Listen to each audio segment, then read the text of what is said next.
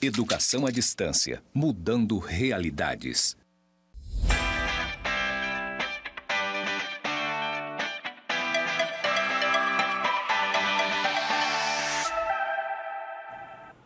Saudações, um prazer estar com você nessa disciplina, nesse curso de Tecnólogo de Gestão Comercial. Sou o professor Carlos Felipe, trabalharemos juntos a disciplina Desenvolvimento Regional. Essa disciplina é de fundamental importância para conhecermos a história do nosso Estado, nossa potencialidade em questão no que diz respeito ao desenvolvimento regional e desenvolvimento socioeconômico de nossa região. Para isso, iniciaremos com o estudo de aspectos mais históricos, aspectos referentes às teorias clássicas sobre desenvolvimento. Vamos para a aula.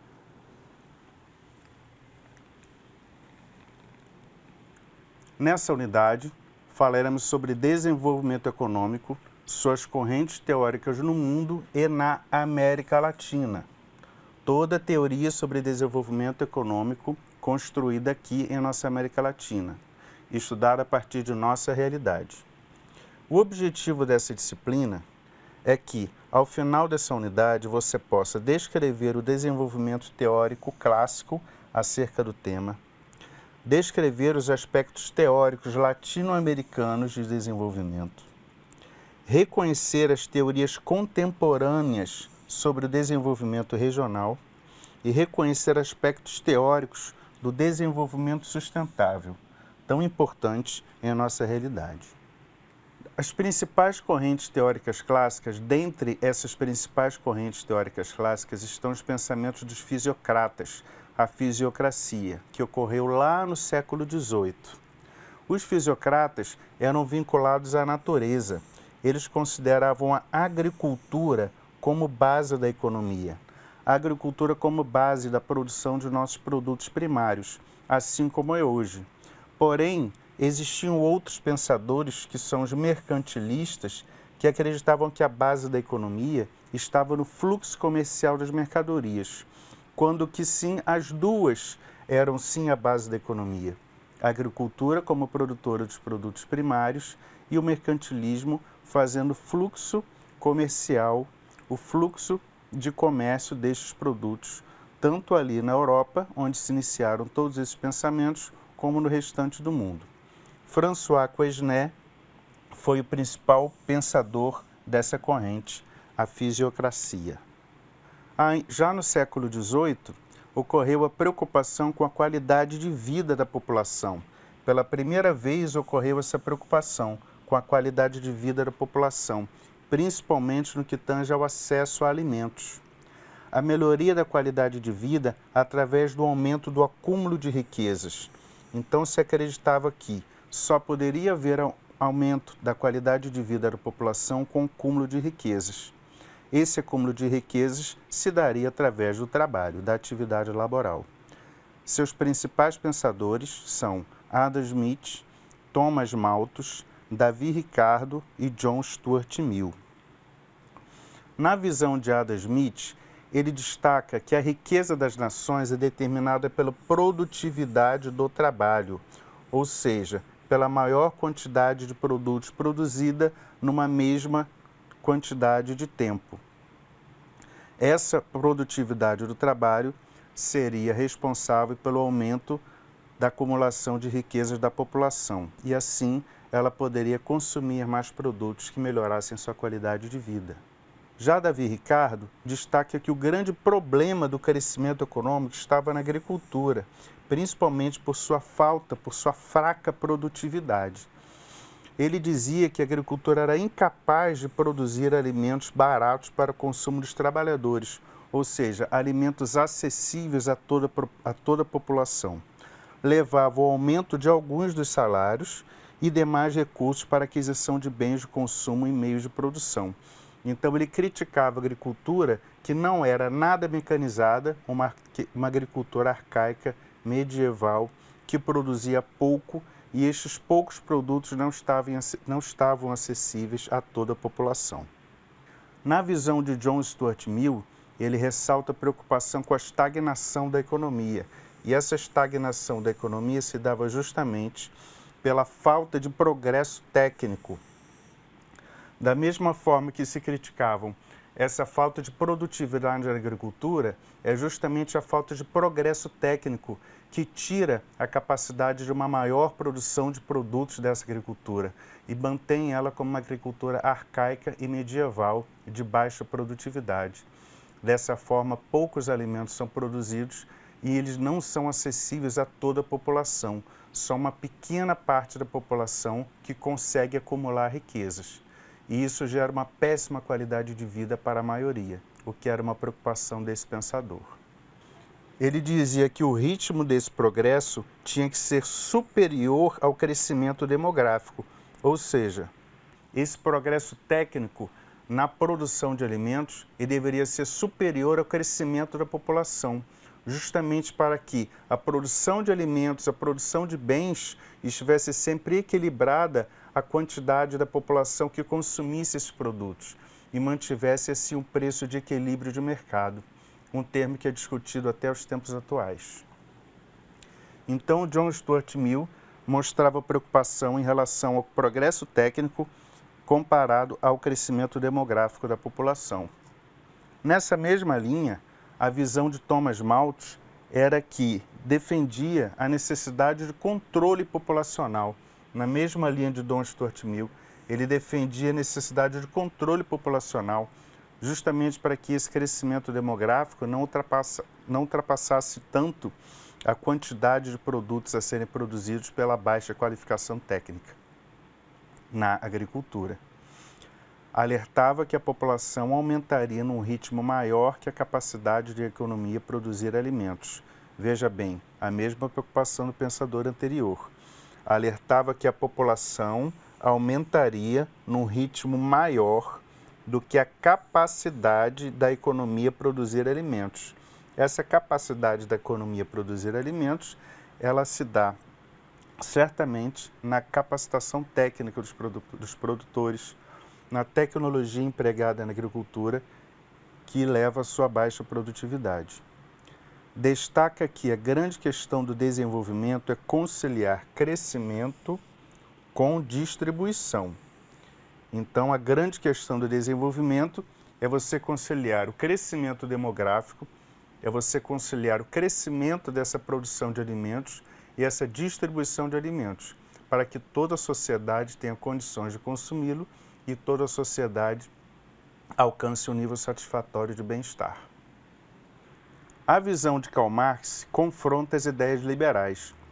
Ele defende que o conflito distributivo se daria na relação entre capital e trabalho, na exploração do trabalhador pelo capitalista.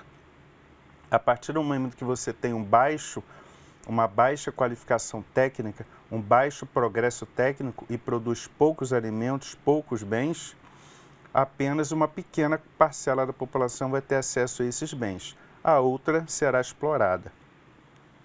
Ainda no século XVIII, o Thunen, fundador da teoria clássica da localização, ele constrói um modelo para explicar as diferenças regionais.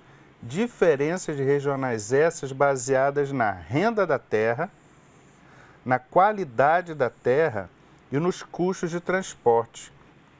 Ou seja, se você tem uma região que a qualidade da terra é boa, você tem uma boa qualidade da terra, dessa terra você consegue tirar uma boa renda e você ainda tem boas condições de escoamento da sua produção, muito provavelmente, de acordo com os estudos de Thunen, você terá uma região mais desenvolvida. Então ele fez essa diferença, ele estudou essa diferença geográfica em relação às regiões, que regiões que tinham uma boa qualidade de terra, boas condições de escoamento, tirariam uma boa renda dessa terra e com essas boas condições de escoamento conseguiriam comercializar melhor os seus produtos. Assim ele definiu como condição para que algumas regiões fossem mais desenvolvidas que as outras. Ainda sobre as teorias do crescimento econômico, já no século XX, Alfred Marshall estudou muito e deu muita importância no aspecto da organização industrial, na organização das unidades de produção, na divisão do trabalho. Então você tem um trabalho qualificado para um certo produto, você tem um trabalho qualificado para outro tipo de produto. Então, essa divisão do trabalho, divisão das atividades dentro da unidade industrial, você melhora as economias de escala. Essa economia de escala é quando você consegue produzir bens, produzir alimentos, produzir produtos cada vez mais, gerando um custo cada vez menor para atender uma quantidade maior da população. Essa economia de escala ela só se consegue com uma excelente organização industrial e, a partir daí, a divisão do trabalho dentro dessa unidade produtiva. Para isso, é muito importante o investimento em infraestrutura básica para essa indústria, né? Uma infraestrutura que permita energia, que permita um bom escoamento da produção, uma boa qualificação técnica de seus trabalhadores e outras condições fundamentais do desenvolvimento industrial. Assim, ele introduziu a noção de distritos industriais, que são tão utilizados até hoje. Joseph Schumpeter, também no século XX, destacava o papel da inovação. Explicava o desenvolvimento econômico a partir do papel inovador dos empresários. Quando ele fala de inovação, ele está falando de empreendedorismo, de aspectos de inovação de produtos e serviços fundamentais ao desenvolvimento econômico. Sua teoria era centrada no empresário inovador, como indutor do desenvolvimento. E ele pregava o Estado mínimo, ou seja, ele pregava que o Estado não teria responsabilidade tão grande assim em relação ao desenvolvimento. Que essa indução ao desenvolvimento seria, sim, papel deste empresário inovador, que estaria todo o tempo promovendo inovações, sejam em produtos ou sejam em serviços, e essas inovações, sim, dariam saltos tecnológicos, dariam saltos de desenvolvimento. John Maynard Keynes, também no século XX, fez sua abordagem macroeconômica, sempre vinculada à noção de pleno emprego. Dentro desses estudos, dentro de toda essa dinâmica no sistema capitalista voltada à exploração do trabalho, John Maynard Keynes, de acordo com seus estudos, provou ser possível o pleno emprego, provou ser possível uma sociedade onde todos fossem empregados, todos tivessem sua renda e, a partir daí, alcançassem melhores condições de vida. Então, ele estudou muito sobre os fatores do crescimento do investimento, esse investimento fundamental a essa geração de emprego, ao ponto de levar ao pleno emprego. Esse emprego traria impactos positivos sobre a renda. Então, você tem a geração e a distribuição de renda.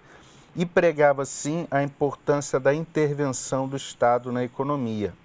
Diferente de Schumpeter, que pregava o Estado mínimo, Keynes julgava fundamental a intervenção do Estado na economia, como indutor a esse desenvolvimento. E a intervenção desse Estado de que forma? Induzindo o desenvolvimento com infraestrutura, com crédito, com capacitação técnica dos trabalhadores e diversos outros fatores fundamentais a esse desenvolvimento. Então, Schumpeter pregava a importância do empresário inovador. O Keynes já pregava a importância da geração de renda, da distribuição dessa renda com pleno emprego, de toda uma sociedade empregada com qualidade de vida e que o Estado seria fundamental a esse desenvolvimento. A Revolução Industrial, primeira Revolução Industrial e a segunda, a primeira começou ainda no século XVIII e a segunda no século XIX para o XX, ambas tiveram sua matriz energética baseada em combustíveis fósseis, carvão mineral, vegetal e petróleo. O abrupto desenvolvimento do sistema capitalista com base na exploração descabida de recursos naturais e de força de trabalho humana, mulheres, crianças e idosos em péssimas condições de trabalho, com péssima remuneração e nenhum direito ou garantia trabalhista. Nós tivemos a nossa primeira Revolução Industrial no século XVIII, ela foi fundamental ao salto tecnológico da nossa sociedade, ao salto tecnológico de toda a humanidade do planeta. Porém, nesses últimos 200 anos da Revolução Industrial para cá, nunca houve tanta exploração do nosso planeta, exploração de recursos naturais. Então, a qualidade natural de vida na Terra ela tem sido muito explorada desde a primeira Revolução Industrial para cá. Então ela trouxe, é claro, aspectos muito positivos à nossa sociedade, tanto a primeira quanto a segunda, mas ao mesmo tempo, essa exploração descabida de recursos naturais e de força de trabalho humana trouxe e ainda traz grandes danos a toda a nossa sociedade e ao nosso planeta como organismo vivo. Justamente no período de afirmação dos Estados Unidos como potência econômica mundial, que foi o início final do século XIX e início do século XX, a doutrina liberal ruiu. Mostrou-se insustentável e não confiável ao não resistir à crise de 29, a quebra da Bolsa de Valores de Nova York, em outubro do mesmo ano. Ela acabou com as certezas e seguranças do laissez-faire, do livre mercado, e levou à reconfiguração política dos Estados Unidos, frente ao sistema capitalista em expansão nos motores do Fordismo, que não só era uma indústria automobilística da época, como foi uma indústria automobilística que moldou o sistema capitalista mundial, moldou toda a dinâmica produtiva do sistema capitalista mundial. Foi o nosso primeiro modelo técnico-produtivo. A partir de 1929, os Estados Unidos reduziram a compra de produtos estrangeiros e suspenderam empréstimos a outros países, ocasionando uma crise mundial sem precedentes. Essa crise mundial acarretou na quebra de indústrias e empresas diversas em todo o mundo, principalmente nos países que dependiam dos recursos dos Estados Unidos. Essa quebra nas indústrias trouxe altas taxas de desemprego, redução drástica da oferta de crédito e demanda de produtos estrangeiros. Ou seja, você tem uma redução drástica de consumo pelos Estados Unidos e uma redução drástica de venda de seus produtos pelos outros países que exportavam seus produtos para os Estados Unidos e também outros países que dependiam do crédito americano para suas indústrias.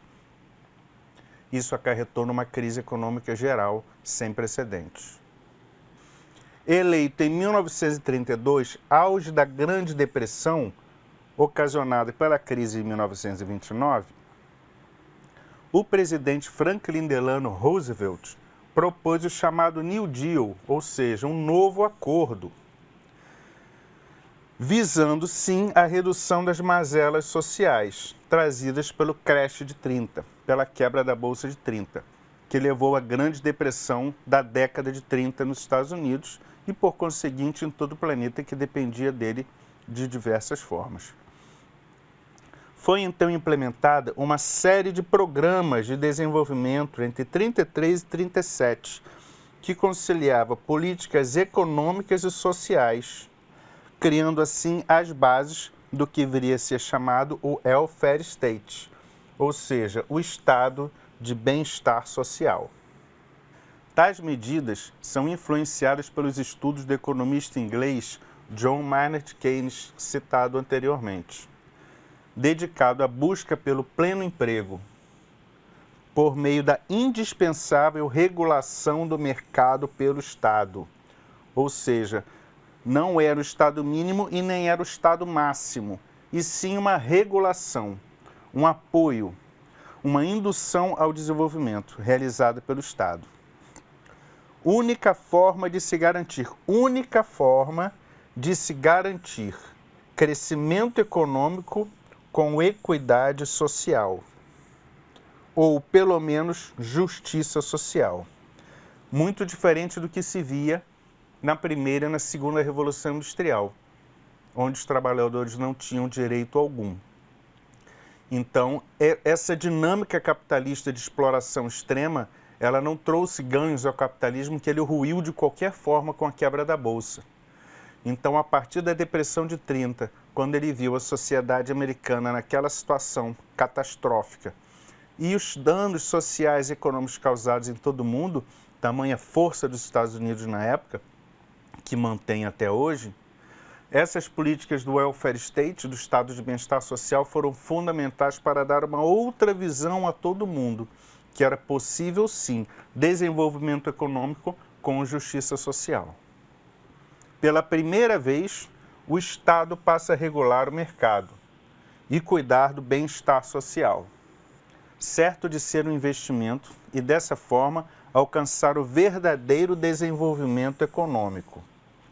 Posteriormente, diversos estudos trabalharam a ideia de crescimento econômico e de desenvolvimento econômico. Qual é a diferença do termo crescimento e desenvolvimento econômico? Então, chegou-se à conclusão que crescimento econômico é meramente econômico, enquanto desenvolvimento, ele não é só econômico, ele é também social. É também social e também ambiental. A partir daí, a questão social passou a ser fator fundamental nos indicadores de desenvolvimento. E o debate sobre o nível de intervenção do Estado na economia continua até os dias atuais. Stiglitz, em 2002, teórico neo-keynesiano, com base em críticas neoliberais, afirma que a discussão não deve ser sobre o envolvimento ou não do Estado na economia, mas como o Estado se envolve. Pois países desenvolvidos têm estados enérgicos e ativos em todos os segmentos da economia. Todos os grandes países desenvolvidos têm um Estado enérgico e ativo em todos os segmentos. A proposta keynesiana é que o Estado regule as atividades econômicas e não as execute. Não é um Estado com fábricas estatais, com empresas estatais, com firmas estatais. Um Estado com uma economia fechada, um Estado ditador. Não é isso. É um Estado regulador. Ele defende que as empresas e as indústrias permaneçam na mão da iniciativa privada, porém que todas essas atividades econômicas sejam reguladas pelo Estado e reguladas de forma que garanta bem-estar social e proteção ao meio ambiente e proteção também às indústrias. Dessa forma, ficará leve e enérgico para controlar as atividades econômicas para que não causem danos sociais nem ambientais. Ambos causam prejuízos enormes à economia de um país. Nós passamos recentemente pelas catástrofes ambientais em Brumadinho, temos passado por catástrofes ambientais causadas pelas chuvas, que não são apenas ambientais, também contam com descaso em relação a construções irregulares. Então, tanto danos sociais quanto ambientais causam prejuízo enorme à nossa sociedade, de curto, médio e longo prazo. Por isso, o Estado regulador das atividades econômicas deve sim ser protetor de sua sociedade e de seu meio ambiente e de seus recursos naturais. Agirá dessa forma, estimulando o crescimento econômico com justiça social e equilíbrio ambiental. Essa é a receita. Na década de 70, houve crise no mercado petrolífero, que foi a crise do petróleo, o que afetou drasticamente a economia em todo o globo, visto que o petróleo é a principal matriz energética de todo o planeta até os dias atuais. Então você teve na década de 70 a crise do petróleo, duas crises do petróleo que devastaram assim o mundo, e até hoje nós temos crises do petróleo, né? O modelo fordista e o Estado protetor foram profundamente abalados, surgindo a partir disso mudanças radicais nos modelos técnico-políticos e técnico-produtivos, que deram origem ao neoliberalismo e ao toyotismo. Então, dois modelos, dois paradigmas técnico-políticos e técnico-produtivos surgiram a partir dos anos 70, pois essas crises do petróleo trouxeram prejuízos tão grandes que esse Estado, que era protetor social, esse Estado que bancava o welfare state, teve um grande prejuízo, o que levou ao desenvolvimento desses outros dois modelos. Na mesma época, com as grandes catástrofes ambientais causadas pela exploração de recursos naturais e pela Revolução Verde, movimentos ambientalistas começaram a chamar a atenção. A Revolução Verde, ela foi uma revolução tecnológica na agricultura mundial. Foi uma conversão de agricultura convencional para uma agricultura tecnológica, para uma agricultura de larga escala, para uma agricultura extremamente mecanizada. Assim, chegamos ao final do século XX e início do século XXI, desenvolvendo conceitos como ecodesenvolvimento e desenvolvimento sustentável. Formas de pensamento que propõem o desenvolvimento com conservação e uma exploração econômica que não comprometa as gerações futuras. Então, uma exploração econômica que se faz hoje, mas que não comprometa a quantidade de recursos naturais necessários à vida das gerações futuras. Esse é o ecodesenvolvimento, ou esse é o desenvolvimento sustentável. Um desenvolvimento que ocorra hoje, mas que ele se sustente para as gerações futuras. E não se acabe com nossos recursos naturais daqui a 20, 30 anos e comprometa a vida de nossas gerações futuras. As teorias latino-americanas foram desenvolvidas aqui, na América Latina, onde a Organização das Nações Unidas, a ONU, criou em 1948 a Comissão Econômica para a América Latina e Caribe, a CEPAL, cujo objetivo era a realização de estudos em prol do desenvolvimento da região. Dessa forma, a partir desses estudos, eles geraram a teoria do estruturalismo latino-americano, que contribuiu para o entendimento das principais causas do subdesenvolvimento e do que poderia ser feito para superá-lo. Os teóricos de destaque são Celso Furtado, que é o principal teórico em economia do Brasil até hoje, e Raul Prebisch, seu colega argentino, que junto a outros teóricos desenvolveram a teoria do estruturalismo latino-americano. Nesse item 1.3, trabalharemos sobre abordagens teóricas recentes sobre o desenvolvimento regional. Elementos comuns do desenvolvimento estão presentes em todos os estudos desenvolvidos. Bom, o item 1 refere-se a um processo de mudança estrutural localizado, ou seja, mudança em aspectos estruturais de cada localização, aspectos estruturais de cada região. Nós não podemos ter os mesmos estudos, fazer as mesmas propostas de desenvolvimento da região sudeste para a região centro-oeste. Não podemos ter as mesmas propostas da região centro-oeste para a região norte. E mesmo que na região norte, nós aqui estamos na Amazônia Ocidental, nossos aspectos são diferentes da Amazônia Oriental. Então, mesmo dentro da região norte, precisamos de propostas diferentes, propostas mais localizadas. Responsabilidade fundamental à sociedade de cada região. Inclui a dinamização socioeconômica associada à melhoria da qualidade de vida de sua população. Não tem como pensarmos em política de desenvolvimento sem contemplar a qualidade de vida da população. Com a chegada do toyotismo, a partir da década de 70, um novo modelo técnico produtivo, diferente do fordismo, desenvolveram-se por todo o mundo estudos sobre estruturas produtivas, como distritos industriais, clusters, sistemas produtivos locais, regionais e territoriais. Uma rearticulação do sistema, flexibilizando a produção, a menos tecnológica, e as relações de trabalho, onde surgiu a terceirização dos serviços e da produção, mantendo o controle sobre a tecnologia de ponta. Autores italianos debruçavam-se sobre a teoria de Marshall a respeito dos distritos industriais. Alfred Marshall, citado anteriormente.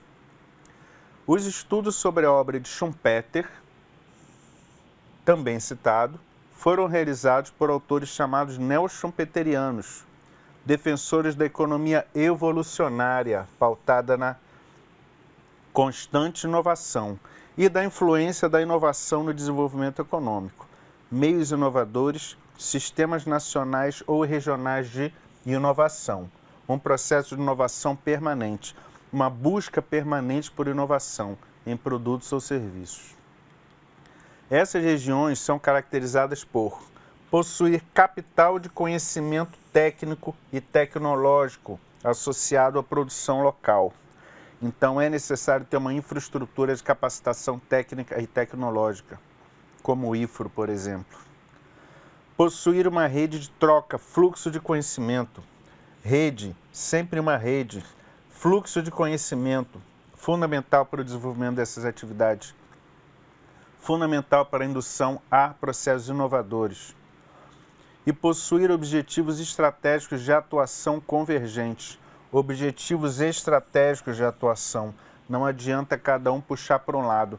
É necessário que essa organização industrial, que esses distritos industriais ou esses arranjos produtivos locais trabalhem juntos, tenham atuações convergentes e não divergentes. Necessário possuir recursos materiais e humanos, instituições financeiras de prestação de serviços, de pesquisa, administração pública, etc. Integração às redes internacionais de mercado e às informações tecnológicas. Não podemos ficar isolados, não podemos ficar desconectados das potências onde se produz a mais alta tecnologia. Precisamos estar integrados a elas, justamente para trazer essa tecnologia para cá. E um alto grau de interação com o sistema político institucional do seu país. Um sistema político institucional que trabalhe para o desenvolvimento de fato. Um sistema político institucional que trabalhe integrado a essas propostas de desenvolvimento, que trabalhe integrado a essa indução ao desenvolvimento de maneiras diversas. E aí nós temos infraestrutura, capacitação técnica, condições de escoamento, condições de energia, matrizes energéticas alternativas, matrizes energéticas inovadoras, né? Dentro dessas abordagens teóricas recentes sobre o desenvolvimento, nós temos os clusters, a ideia do desenvolvimento dos clusters, ou sistemas locais, sistemas produtivos locais ou regionais. São formas de organização da produção, baseadas na divisão do trabalho entre as empresas e a criação do sistema de intercâmbios locais que resultam no aumento da produtividade e no crescimento da economia. Então, nós temos formas de organização baseadas na divisão do trabalho, criação do sistema de intercâmbios que resultam no aumento da produtividade e no crescimento da economia. Então, nós falamos aqui de contribuição em prol de maior produtividade. Espaços de compartilhamento, onde as empresas se especializam em subprodutos e ou subserviços necessários às atividades produtivas das outras, logo, dedicando-se apenas àquilo em que são especializadas. Tornam-se mais produtivas e acabam atuando numa forma de contribuição uma com as outras. O termo arranjo produtivo local é classificado como a aglomeração de um número significativo de empresas que atuam em torno de uma atividade produtiva principal, bem como empresas correlatas e complementares em um mesmo espaço geográfico. Então, empresas correlatas e empresas complementares.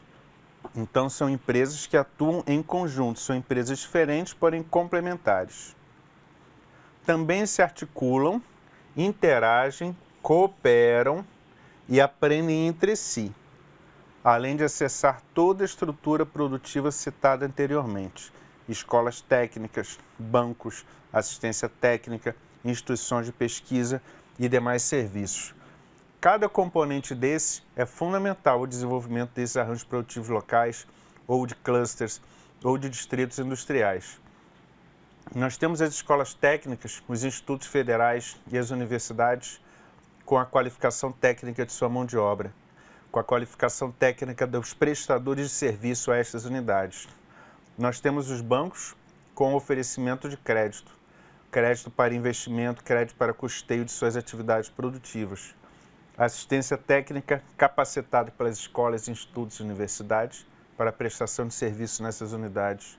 Instituições de pesquisa, justamente para trabalhar junto a essas unidades o desenvolvimento, a inovação em produtos e serviços, e outros. Então, todos esses são componentes do desenvolvimento dessas unidades produtivas, desses arranjos de unidades produtivas, desse grupo, sejam distritos, arranjos ou clusters, mas são grupos de unidades produtivas. Quanto mais se desenvolverem essas unidades produtivas, maior será a geração de emprego, maior será a geração e a distribuição de renda. E dessa forma, maior será a prosperidade de uma determinada região. Essa flexibilidade e rapidez no fluxo de informações, não há guarda de informações, não há depósito de informações, não há segredos. E sim, a informação ela tem que ser dividida, ela tem que ser compartilhada. Trouxe uma nova configuração, a divisão espacial do trabalho, a divisão do espaço das unidades produtivas, em que a migração de firmas, unidades de produção, prestadores de serviços, fornecedores de matéria-prima e trabalhadores fez surgirem novos negócios e produtos com novas formas de trabalho, inclusive o remoto, abrindo oportunidades e, ao mesmo tempo, alargando abismos sociais. Percebam que toda discussão, em termos do chamado desenvolvimento, se prende a questões econômicas, de cunho economicista. Porém, o autor transcendeu esse enfoque teórico, mostrando que o maior e mais cruel entrave ao verdadeiro desenvolvimento é a falta das liberdades individuais. Amartya Sen, em sua obra Desenvolvimento como Liberdade, no ano de 2000, defende que a pobreza e a privação ocorrem tanto em países desenvolvidos como nos subdesenvolvidos, que é o nosso caso, porém em escalas diferentes. Para o autor, o real desenvolvimento é um processo de expansão das liberdades individuais, eliminando a pobreza, a tirania, a carência de oportunidades econômicas, a privação social, a presença de nações repressivas, em suma, a falta de liberdades substantivas. Isso inclui boa alimentação, saúde e educação, meio ambiente saudável, oportunidade de lazer, liberdade de expressão, enfim, construção de um ambiente com democracia, igualdade e equidade. O economista brasileiro Celso Furtado, em sua obra Introdução ao Desenvolvimento, relaciona o conceito de desenvolvimento ao grau de satisfação das necessidades humanas. Ao grau de satisfação nas necessidades humanas. Não ao aumento de riqueza, não ao aumento do produto interno bruto, não ao aumento de dinheiro, de dólar em um país, e sim a satisfação das necessidades humanas, em consonância com a concepção de Amartya Sen, promovendo e oportunizando a liberdade de escolha a uma sociedade que, nessas condições, alcançaria a maturidade necessária para a tomada de boas decisões a partir de um modelo de desenvolvimento endógeno. O modelo de desenvolvimento endógeno é um modelo criado de dentro para fora, criado aqui, não um pacote tecnológico trazido lá de fora para cá, e sim um modelo criado aqui dentro, em respeito às nossas condições. Como referências, nessa nossa primeira aula, nós utilizamos o livro Meio Ambiente no Brasil, Desenvolvimento Regional, do Roque Dalla Brida, e outros que vocês podem ver na unidade 1 da aula, nos slides, e também no material de apoio que vocês têm disponível na disciplina. Agradeço a oportunidade de estar com você nessa nossa primeira aula sobre as teorias clássicas de desenvolvimento regional e aguardo vocês na próxima, dentro dessa disciplina de desenvolvimento regional, nesse curso tecnólogo de gestão comercial.